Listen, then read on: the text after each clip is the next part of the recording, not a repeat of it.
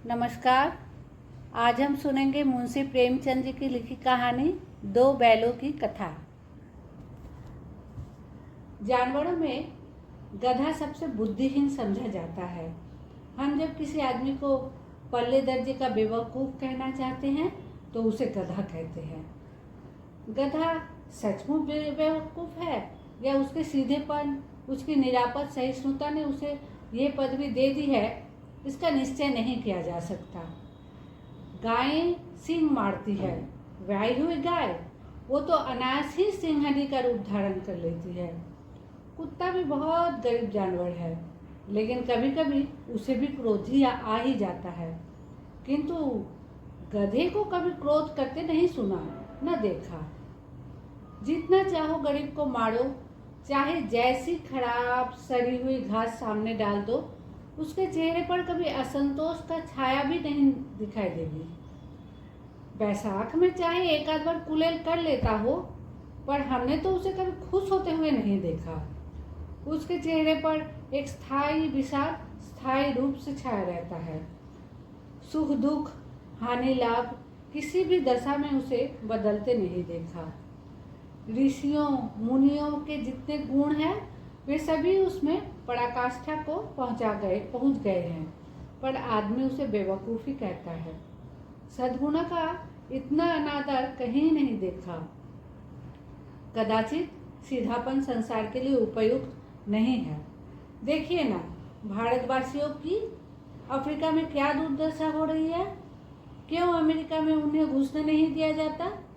बेचारे नई शराब नहीं पीते, 4 पैसे कुछ समय के लिए बचा कर रखते हैं, जी तोड़कर मेहनत करते हैं, किसी से लड़ाई झगड़ा नहीं करते, 4 बातें सुनकर गम खा जाते हैं, फिर भी बदनाम है। कहा जाता है वे जीवन के आदर्श को नीचा करते हैं। अगर वे भी ईंट का जवाब पत्थर से देना सीख जाए तो शायद सभ्य कहलाने लगे। जापान की मिसाल सामने है। एक ही विजय ने उसे संसार की सभ्य जातियों में गण्य बना दिया। लेकिन गधे का छोटा भाई और भी है, जो उससे कम ही गधा है, और वो है बैल। जिस अर्थ में हम गधा का प्रयोग करते हैं, कुछ उसी से मिलते जुलते अर्थ में बछिया के ताऊ का भी प्रयोग करते हैं। कुछ लोग बैल को शायद बेवकूफ़ों में सर्वश्रेष्ठ कहेंगे, मगर हमारा विचार ऐसा नहीं है। बैल कभी कभी मारता भी है, कभी कभी अड़ियल बैल भी देखने को मिल जाता है, और भी कई रीतियों से अपना असंतोष प्रकट कर देता है। अतः उसका स्थान गधे से नीचा है। झूड़ी काछी के दोनों बैलों के नाम थे हीरा और मोती। दोनों पछाई जाति के थे, देखने में सुंदर, काम में चौकस, ढील में ऊंचे। बहुत दिनों साथ रहते रहते दोनों में भाईचारा हो गया था। दोनों आमने सामने या आसपास बैठे हुए एक दूसरे से मुख भाषा में विचार विनिमय करते थे। एक दूसरे के मन की बात कैसे समझ जाता था, हम नहीं कह सकते।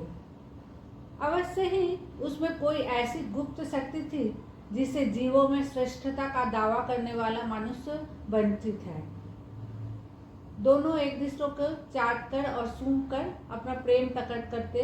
कभी कभी दोनों सींग भी मिला लिया करते थे।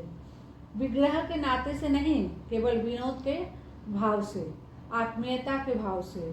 जैसे दोस्तों में घनिष्ठता होते ही धौल धप्पा होने लगता है, इसके बिना दोस्ती कुछ खुशफुशी, कुछ हल्की सी रहती है, जिस पर ज़्यादा विश्वास नहीं किया जा सकता। जिस वक्त ये दोनों बैल हल या गाड़ी में जोत दिए जाते और गर्दन हिला हिला कर चलते, उस वक्त हर एक की यही चेष्टा होती थी कि ज़्यादा से ज़्यादा बोझ मेरी ही गर्दन पर रहे। दिन भर के बाद दोपहर या संध्या को दोनों खुलते तो एक दूसरे को चाट चाट कर अपनी थकान मिटा लिया करते। नाद में खली भूसा पड़ जाने के बाद दोनों साथ उठते, साथ नाद में मुंह डालते और साथ ही बैठते थे। एक मुंह हटा लेता तो दूसरा भी हटा लेता था। संयोग की बात, झूड़ी ने एक बार गोई को ससुराल भेज दिया। बैलों को क्या मालूम वे क्यों भेजे जा रहे हैं, समझे मालिक ने हमें बेच दिया। अपना यह बेचा जाना उन्हें अच्छा लगा या बुरा कौन जाने, पर झूरी के साले गाय को घर तक गोई ले जाने में दांतों पसीना आ गया। पीछे से हाँकता तो दोनों दाएं बाएं भागते, पघिया पकड़कर आगे से खींचता तो दोनों पीछे की ओर जोर लगाते, मारता तो दोनों सींग नीचे करके हुकड़ाते। अगर ईश्वर ने उन्हें वाणी दी होती तो झूरी से पूछते, तुम हम गरीबों को क्यों निकाल रहे हो? हमने तो तुम्हारी सेवा करने में कोई कसर नहीं उठा रखी। अगर इतनी मेहनत से काम न चलता था और काम ले लेते। हमें तो तुम्हारी चाकरी में मर जाना कबूल था। हमें कभी दाने चारे की शिकायत नहीं थी। तुमने जो कुछ खिलाया वो सिर झुकाकर खा लिया, फिर तुमने हमें इस जालिम के हाथ क्यों बेच रहे? संध्या समय दोनों बैल अपने नए स्थान पर पहुंचे। दिन भर के भूखे थे, लेकिन जब नाद लगाए गए तो एक ने भी उसमें मुंह न डाला। दिल भारी हो रहा था। जिसे उन्होंने अपना घर समझ रखा था वो आज उनसे छूट गया था। ये नया घर, नया गांव, नए आदमी उन्हें बेगानों से लगते थे। दोनों ने अपनी मुख भाषा में सलाह की, एक दूसरे को कनखियों से देखा और लेट गए। जब गांव में सोता पड़ गया तो दोनों ने जोर मारकर पघे तुड़ाकर डाले और घर की तरफ चले। पघे बहुत मजबूत थे। अनुमान नहीं हो सकता था कि कोई बैल उन्हें तोड़ सकेगा, पर इन दोनों में उस समय दूनी शक्ति आ गई थी।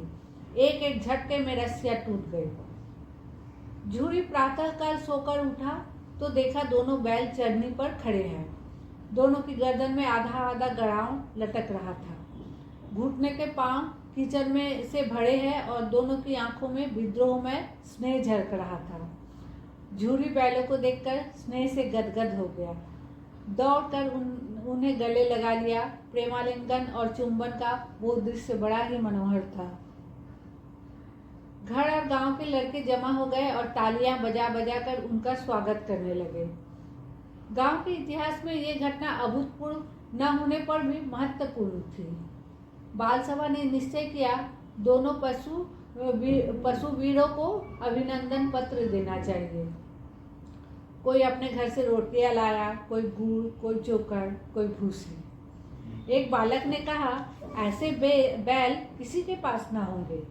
दूसरे ने समर्थन किया, इतनी दूर से दोनों अकेले चले आए।